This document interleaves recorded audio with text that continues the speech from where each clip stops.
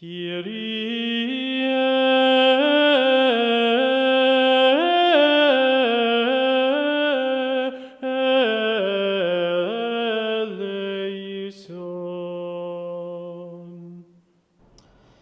이런 이들이 예수님을 많이 따르고 있었기 때문이다. 세상을 안전하게 살아가는 방법 중 상식에 따른 삶이 있습니다. 아주 오랜 시간에 걸쳐 만들어진 사람들의 지식은 사람에게 실수하지 않는 삶을 가르쳐주고 크게 틀리지 않는 삶으로 인도해 줍니다. 그 속에서 사람들은 좋은 것에 대한 방향성을 지니고 있습니다. 세상 거의 모든 것에 좋은 것과 나쁜 것을 구분짓고 그중 좋은 것을 취하려는 태도를 가집니다. 이는 사람 또한 마찬가지입니다. 유유상종이란 말을 부정적으로 사용한다든지 까마귀 노는 곳에 백로야 가지 마라 등의 속담이 주는 교훈은 사람이 좋은 사람과 교류해야 하고 비슷한 사람들끼리 만나는 것을 교훈 삼아 되도록 좋고 좋은 것을 향하라 합니다. 어린 친구들에게 이 가르침은 인생을 좌우할 정도로 중요한 것이기도 합니다. 그러나 이런 구분과 삶은 지혜라고 말할 수 있을지 모르지만 주님의 뜻과는 다른 것으로 보입니다. 우리 안에 오신 주님의 모습은 더더욱 그러합니다. 오늘 주님이 제자를 부르시는 또 하나의 이야기가 등장합니다. 베드로와 같은 어부들을 부르실 때 우리는 주님이 사람 낚는 어부로 만들겠다는 말씀을 기억하는 우리는 그들에게 주님이 먼저 다가가셨다는 사실을 잊곤 합니다. 왜 그들이었을까? 보다는 주님이 부르셨다가 더 중요한 우리는 그 의미를 깊이 생각하지는 못합니다. 그런데 오늘 일은 아무리 생각해도 정도를 지나친 주님의 모습입니다.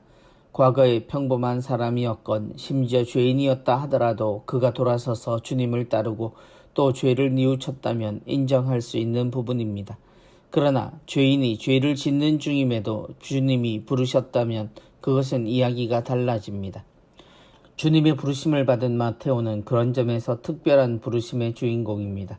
그는 세관에 앉아 있었습니다.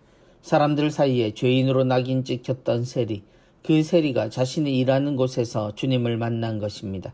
주님은 간단한 말로 그를 부르십니다. 나를 따라라. 손을 씻고 새로운 삶을 살겠다는 이가 아니라 도둑이 담을 넘는 중에 그의 뒷덜미를 잡고 데려가시는 주님입니다. 그 결과는 당신의 제자였습니다. 가능성을 보셨다 하더라도 납득되지 않고 사람의 싹을 보는 것을 좋아하는 사람들의 상식에는 전혀 어울리지 않는 선택과 집중의 방법을 주님은 쓰십니다. 그래서 이어지는 결과는 더더욱 충격입니다. 그것은 바로 그 제자의 집에 식사를 하실 때 일어난 일입니다. 그 식탁에 가득했던 사람들을 복음은 이렇게 전해줍니다. 이런 이들이 예수님을 많이 따르고 있었기 때문이다. 이런 이들은 세리와 죄인들이었습니다. 주님의 선택과 주님이 함께 계셨던 이들은 우리가 말하는 좋은 사람보다는 죄인과 세리와 같이 나쁜 사람들이거나 나쁜 것에 치우친 이들이 많았습니다. 많은 이들 중 소수가 아니라 예수님은 그들과 계셨을 때가 많았습니다. 그리고 사람들은 그 나쁜 것들의 영향을 받고 사는 힘겨운 삶이 더 많았습니다. 그들은 예수님에게서 희망을 보았고 자신들이 벗어나야 하는 이유와 그럴 가능성을 주님을 통해 보았습니다. 그래서 그들이 주님 곁에 더 가까이 있었습니다. 예수님의 말씀은 이런 당신의 태도를 강하게 보여주십니다. 건강한 이들에게는 의사가 필요하지 않으나 병든 이들에게는 필요하다. 나는 의인이 아니라 죄인을 부르러 왔다. 여전히 세상은 좋은 것보다는 나쁜 것이 더 많습니다.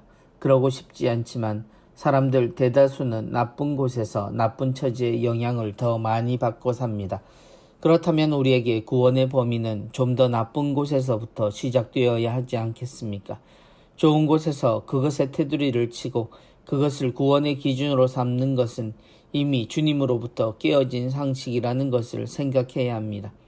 현실이라는 말을 사용할 때일수록 더더욱 주님이 보여주시고 알려주신 이 기준을 우리가 허물 수는 없다는 것을 알아듣는 우리였으면 합니다. 이런 이들, 아직 우리에게 필요한 구원은 바로 이런 이들로부터 시작되어야 합니다. 그리스도인은 그래서 세상에 새로운 상식을 주는 하느님의 사람들이어야 합니다.